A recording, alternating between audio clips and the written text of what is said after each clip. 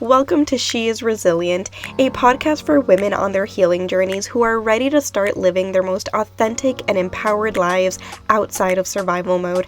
I'm your host, Tatiana, trauma and somatic therapist, as well as a holistic coach, and I'm on a mission to help more women heal their nervous systems. Each week, me and my guests are going to get real and vulnerable about the experiences that led us to becoming the empowered and resilient women we are today. You'll leave this podcast with the skills, knowledge, and inspiration to start creating the life you deserve. Because if another woman can do it, so can you.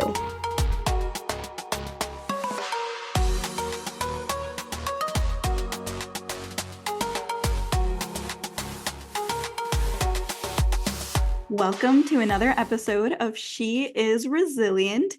Today we have another guest, Holly. Holly, do you want to introduce yourself and tell us who you are and what you do for a living? Yes, thank you. It's so nice to be here. My name is Holly Batchelder.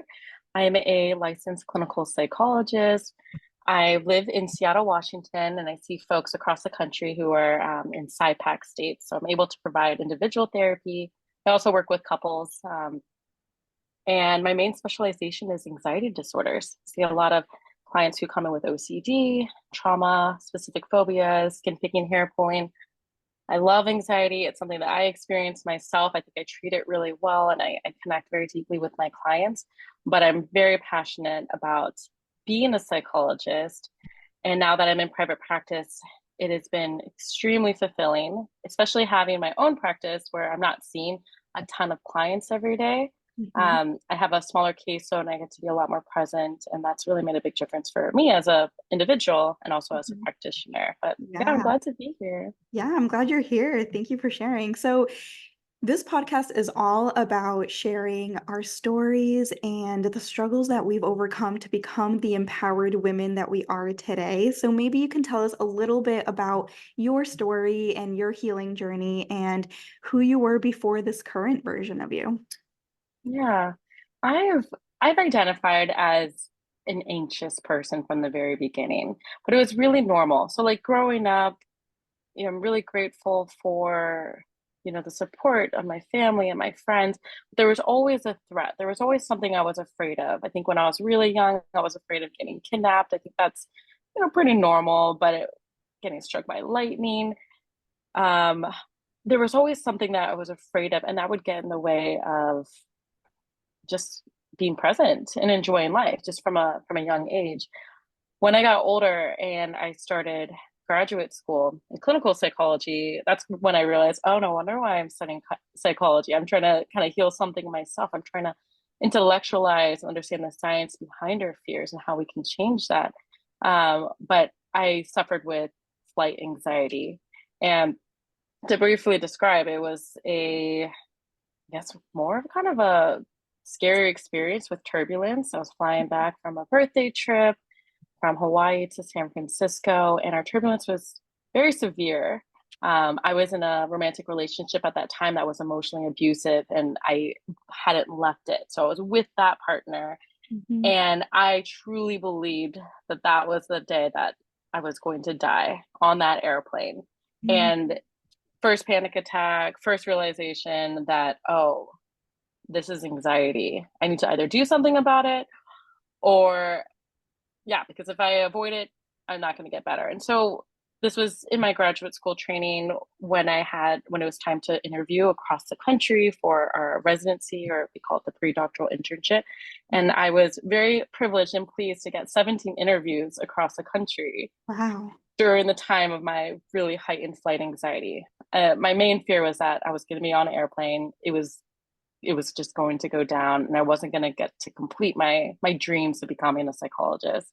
So it really took exposure therapy to heart and went on those flights, did my meditation exercises. I talked to my therapist, like all these little things I was doing. I realized later that they were like safety behaviors. It's something we talk about in anxiety treatment. I wasn't actually feeling the fear. I was more scared of the fear than being on the airplane. So I would anticipate being anxious, which made me anxious. And I would say I still don't like flying. However, I'm able to fly across the country. I have a partner whose family lives in Europe. So we do that big trip every year, and it's something I'm still able to do. So getting to this version of someone who thought, okay, this is it. I'm never getting on an airplane again, to someone who can tolerate it is kind of my definition of healing. I'm definitely not in a place where I feel zen on an airplane. There's Mm-hmm. always going to be some muscle tightening, maybe some, faster heart rate, but I feel like it's not the end of the world. I can live with it. And I can still do the things that I need. If my friend has a wedding, I can go to it. It doesn't mean I like it either, but I definitely have defined my healing a lot differently than I think I would have as a younger person who really had higher expectations for myself to heal. When I Mm-hmm. left that abusive relationship, I assumed I would never think about them again. I would never get triggered again. And that's just not the reality. I get triggered all the time, but I'm being Mm-hmm. able to find myself back. I could Yeah. go on and on about this, but I'll cut myself off. Yeah. Totally. Well, thank you for sharing all of that. And I say this all of the time, right? Like healing is lifelong, but Mm, living in a state of survival mode doesn't have to be lifelong. And it sounds mm, like even though you are still getting triggered and you're still on this healing journey, you're not in this place where you're living in that state of survival mode where you're getting hijacked by those emotions, by that anxiety, or mm, by whatever else was coming up for you when you were in that abusive relationship. mm-hmm. I I think if I wasn't in maybe grad school at the time, or if I didn't have all those interviews I had to fly to, it's very likely that would still be a big fear, a more debilitating fear. And so that's probably why I got so passionate about exposure therapy, like doing the things that we don't want to do for the long run. So like dealing with the pain in the short term, so we have long term gains. But as far as survival mode, that is definitely something I found out that I was in. Mhm. So just to catch up on I guess, on my life after grad school, I was, I felt so accomplished. Yes, I completed it. I had my doctorate. People can say Dr. Holly, can't wait. And then I was like, okay, what's next? I had all these stressors, all these deadlines. I didn't have that anymore. I loved my job. The pandemic happened at the very end of my training, and I thought, okay, well, it totally makes sense that this is a time to start a family, or have a partnership and get married and have children. And my pregnancy completely swept me off from my feet. I thought if I could handle a very, I guess, difficult grad school program, I could surely handle being pregnant. How can't be that hard. My twin sister was pregnant the same time that I was pregnant, Wow. and she was suffering with pretty severe morning sickness. Hmm. And I assumed that I'd be okay. For some reason, I'm glad I give myself credit for the things I can handle, but it really caught me off guard how intense morning sickness can be for certain individuals. And unfortunately, that was me. During that pregnancy, the stressors of being pregnant, but a lot of anxiety about what's going to happen with the pregnancy. It was high risk because I was having twins, and I was really grateful for it. However, every day was consumed by thoughts on what could happen. Maybe I shouldn't get too attached to this pregnancy. Um, what am I eating? Am I exercising enough? Am I exercising too much? Why can't I sleep? This is probably bad for the babies. Oh no, now I'm stressed. Oh, that's also bad for the baby. So Hmm. it was really time consuming, Yeah. and that was definitely a survival state. The the worst part that happened in the pregnancy, unfortunately, was I was in an accident, about when I was 6 months pregnant, and in that car accident, I it was just something I had never anticipated. I was more worried about, um, I don't know, I was worried about different things. So it wasn't on my bingo card for that year. To be more specific, I was hit by a car, Mm-hmm. and thankfully, I survived and the baby survived. I landed on all fours and didn't have head trauma, and I didn't go into labor. But the whole next month before the babies were born early, was me not feeling my emotions or feelings. It was just trying to stay pregnant for that month. Hmm. Um, my bodily changes were high blood pressure, so I had very severe preeclampsia, which Mm-hmm. is, I learned more, is a lot less preventable than people realize, regardless of your diet, regardless of, oh man, so many things. But unfortunately, high blood pressure was part of it. And that's why I delivered my children, or my two babies, early. And, babies were born. We made it through the NICU. They were okay. They were very small. It was early. And that first year of pregnancy was, again, survival mode. I think it makes sense. How can it not be, right? Yeah. Raising two babies. My partner and I we knew that this was survival mode, not just to so keep our children alive, but we were just kind of zombies that whole Mm-hmm. first year in regards to sleep. And in the back of my head, especially as a psychologist, I knew that there were things that I needed to protect my mental health and take care of myself, like the very basic things. But the reality is, and I don't fault myself for it, I really wasn't giving myself the chance to actually be present. Mm-hmm. If I could go back in time, I would have just had more mindful moments, or Mm-hmm. really, I don't know, tried to, or just given myself a little bit more grace. Yeah. Things really happen so fast. And so Mm-hmm. what changed all of it was my sister, who told me, "Hey, I'm working with a somatic coach. Maybe you should try it." My first instinct, especially as like a trained uh scientist, I guess, with, the PhD, I was like, I don't think that's legit. I'm gonna stick with I had a psychiatrist at the time. I was like, I don't think that's a real thing. Feel your feelings. Okay, cool. I'm doing that. What else do I need to do? And she's like, just try it. Trust me. Do one session, see how it feels. And like, wow, completely life changing. I worked with someone who her name is Emily Fenton. She lives in Portland, Oregon. And I was very hesitant. Yeah, I definitely am an intellectualizer. I think about my thoughts. I I don't avoid my feelings. I analyze them. Mm-hmm. I Uh-huh. make sense of them. And there was all these little exercises that we tried that at first I was like, oh, this doesn't feel right. I'd rather talk about my trauma. I'd rather talk about the memories of it, make sense of it that way. And I gave it a shot. I think we had 6 sessions. Before the end of last year, and I was experiencing chronic pain. During the accident, I had an ACL injury and I had surgery after it, and I didn't realize how much that pain was so threatening to my Mm-hmm. system. Despite the pain, I didn't realize that the pain was worse, um, because of my resistance to the Mm-hmm. pain. Yeah. Very interesting. Yeah. But overall, I was like, okay, cool. I should have done this earlier, but I didn't. Now I know better. And that's kind of how I got obsessed with somatic experiencing, nervous system you know, regulation, what that looks like. That's actually how I ended up finding your page, Mm-hmm. um, your videos, all of it. And I'm just like, I'm in awe and amazed by practitioners like yourself, because this is such important knowledge, information. You've made it accessible for people to learn this, and people like Mm-hmm. myself who, again, I really prided myself in knowing all the things about trauma. And of course I had to read The Body Keeps the Score, and of course I understood that body, trauma lives in our body, but I wasn't actually feeling it. I was not Yeah. allowing myself to do that or trust in that process. So Yeah. thank you for what you do, and thanks for Oh my listening to my gosh. long drawn out story.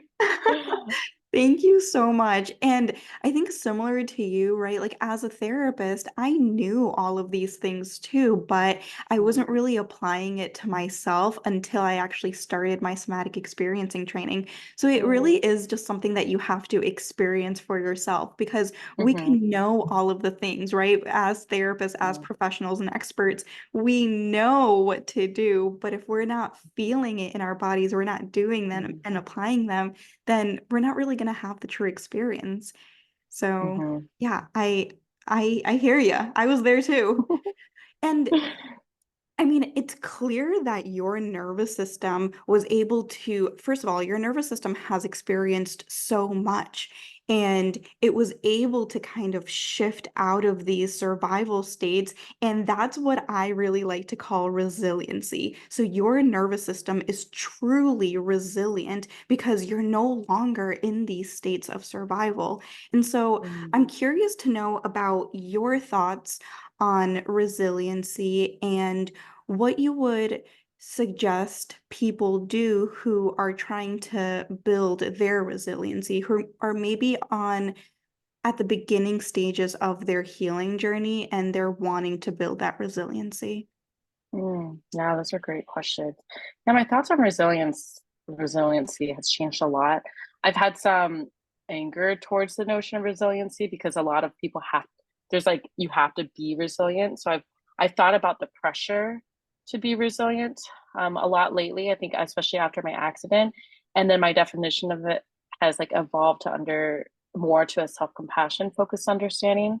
So now I define resilience as having compassion for oneself, which then can lead to that empowerment, that confidence, that sense of agency. Yeah. Um, when I think about what it means to be resilient, thinking about myself, it is that for me, it is confidence that I can get through hard things and I will get through hard things. I'm not going to back away from it, but I can also weather through the storm. So, say if I have a setback, say if my goal is to start doing more movement outside, but then I have a day where I didn't get outside all day. I was just slammed or I was tired. Resiliency is actually telling ourselves, hey, that's okay. I don't need to beat myself up over it. Tomorrow's another day. Consistency is not linear, healing is not linear. And so that confidence in getting through hard things, I think that's Mhm. what I define resiliency now. Yeah, And that's changed for I me love a that. lot since I was younger. I love that. And if someone is just starting out on Mm. building resiliency, how would you suggest that they start to practice that self-compassion? Yeah. Some of the go-tos for self-compassion is if you're noticing, so first labeling or noticing any negative thoughts of Mhm. judgment for oneself, like common ones are, oh, what's wrong with me? Or why can't I do X, Y, and Z? Why can't I get out of bed? Why can't I get tasks done?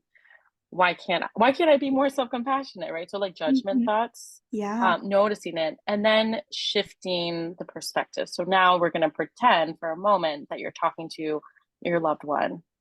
It's really it's called like the friend reframe, but talking to yourself now like you're a best friend. So those are kind of the basic, you know can I talk to myself like someone that I care about, that I love? That really can help with that confidence building, that motivation Mhm. to do the things. I'm not going to tell my friend, yeah, what's wrong with you? Why can't you be more self compassionate? You were in bed all day. Oh my gosh, yeah, Totally. what is wrong with you? Right. But it will be like, hey, we know that staying in bed all day might lead to more problems. I Yeah. love you and I care about you. So let's try to do this together. And you're not a broken person for wanting to be in Mhm. bed all day. You're just a human. Mhm. Um, and then the other thing I'll say for people who are starting out is thinking about our common humanity. That's a big component. And Mm. Kristen Neff, I love her website. Kristen Neff is one who coined self-compassion. She has a lot of great resources on her website, but she really talks about common humanity a lot, which is this idea that we're not alone in these experiences. And Mhm. I work with a lot of folks who have really severe OCD and truly feel like I am the only one out there who Mhm. believes that I am the worst person in the world, who has this intrusive thought. Remembering that just like based on how many billions of people live on this planet, there is Mhm. someone out there who's experienced what you're experiencing or that thought. And Yes. that common humanity, that common suffering can then lead to common healing or collective healing. And that's something Mhm. that I think our world needs more than anything is Yeah. community healing. And we can do that together. And thanks for social media because that's how we end up connecting with each other too. It's really beautiful things. Exactly. Yeah, 1000%. And I think that's one of the many reasons why this podcast exists, right? Because Mhm. I want people to know that even the people that you see online who seem like they have their lives together, right? Even the experts or whatever they're doing, right? Like we all have a story and we've all been on a healing journey and everyone has gone through something. And so Mm-hmm. you're not alone and you don't have to be alone in your healing journey. So Mm-hmm. thank you so much for sharing your wisdom and your story, and tell us where people can find you and how they can connect with you. Sure. Yeah. So I'm on Instagram. It's holly.phd. I have a podcast called Twin Minds Unwind Podcast. Tatiana spoke on it, and it's going to be a really great episode. So feel free to check that out too. My website is hollyphd.com, and my full name is Holly Batchelder. It's an interesting last name, and it's hard for people to pronounce, but I say it's like a batch of cookies and an older person. Oh my gosh, I Um, love that. and overall, just I know we had a short amount of time together, but I do think about for any of us who are struggling is remembering like I remember trusting that process a little bit too. I Yeah. I truly believe that it's the isolation that keeps us stuck in it, and to complete a Mhm. stress cycle, some of the work that you do is also with other people. And how can we have a community? How can we build a community if we don't have it? Even if it's starting out online, even if it's a podcast or it's an Instagram page, there are people out there who care. And sometimes it takes time to find the right people, but there's people out there who are going to connect with you on that level. So thank you Yeah, so much for having me on the show. of course. Thank you so much, Holly. I appreciate you being here. Thank you so much for joining me today. If you absolutely loved this episode, I would so appreciate it if you subscribed and left a review on Apple Podcast, or take a screenshot and share this episode on social media. Don't forget to tag me at tatiana.holistic.coach. The more nervous systems we reach, the more generational cycles we break, and the more we contribute to a kinder and safer world. And if you're looking for somatic healing services, send me a DM and I'd love to chat on how I can support you. I'll see you in the next episode.